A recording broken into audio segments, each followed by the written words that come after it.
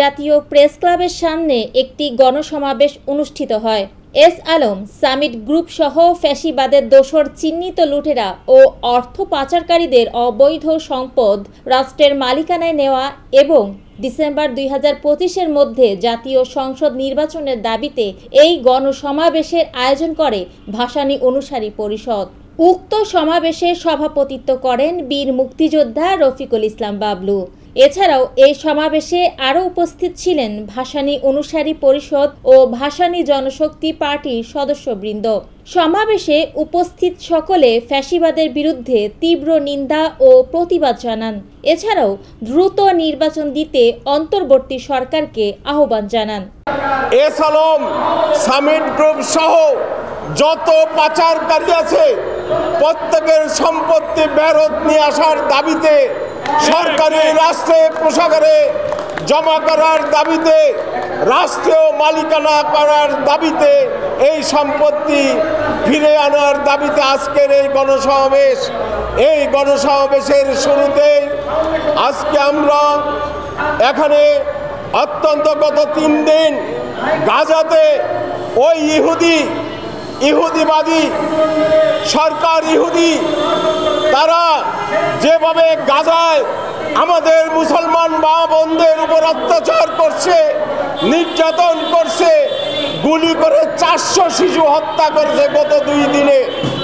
আমরা ভাসানী অনুসারী পরিষদ এই নির্বিচারে গুলি করে হত্যা করার জন্য আমরা ওই ইহুদিদের সেই মার্কিন সাম্রাজ্যবাদ, তোষামোদকারী মার্কিন সাম্রাজ্যবাদ সহ সকল সাম্রাজ্যবাদী শক্তির বিরুদ্ধে সারা বিশ্বের মুসলমান এবং অন্যান্য জাতিগোষ্ঠীকে ঐক্যবদ্ধ হওয়ার দাবি জানাচ্ছি।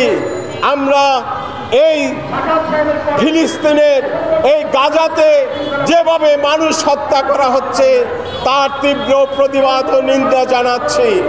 বন্ধুগণ, পাশাপাশি আজকে আমাদের বাংলাদেশের আপনারা দেখছেন কি অবস্থা, আইন শৃঙ্খলা পরিস্থিতির অবনতি।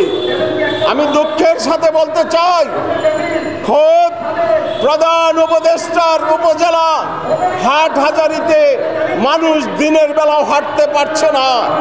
আমি প্রধান উপদেষ্টাকে বলবো, আপনার উপজেলার যে চিত্র আইন শৃঙ্খলার অবনতি, এই অবনতি সারা বাংলাদেশে হচ্ছে। আমরা অবিলম্বে আপনাকে অনুরোধ করব, আপনাকে আমরা সমর্থন দিয়ে ক্ষমতায় বসিয়েছি, আমরা আন্দোলন করে আপনাকে ক্ষমতায় বসিয়েছি, অথচ আজকে দেশের আইন শৃঙ্খলা পরিস্থিতি যা হয়েছে তা ভাষায় প্রকাশ করার মতো নয়।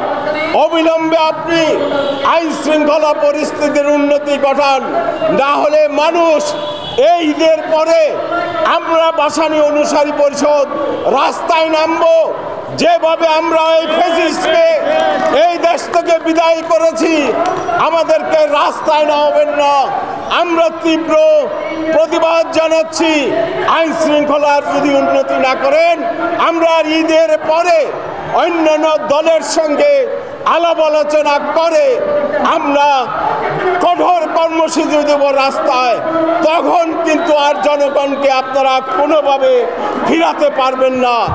বাংলাদেশের প্রতিটা জায়গায় আজকে বৈষম্যের ছাপ। আজকে আমাদের আইন শৃঙ্খলা পরিস্থিতি চরম অবনতি ঘটেছে।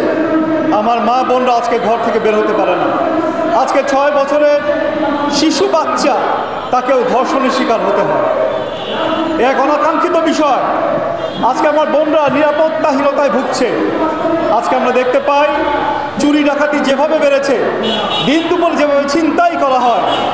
এই কারণে কিন্তু আমরা আন্দোলন করি নাই, এই কারণে কিন্তু আমাদের ভাইয়েরা জীবন দেয় না। আজকে ভাগ বাটোয়ারার রাজনীতি আমরা দেখতে পাচ্ছি, কিন্তু এই ভাগ বাটোয়ারার বিরুদ্ধে আমরা গত 5 বছর 10 বছর কথা বলে এসেছিলাম। বাংলাদেশকে পঙ্গু করে দিয়েছে যারা, আজকে তাদেরকে আবারও তাদের সম্পদ বাঁচানোর পায়তারা আমরা দেখছি।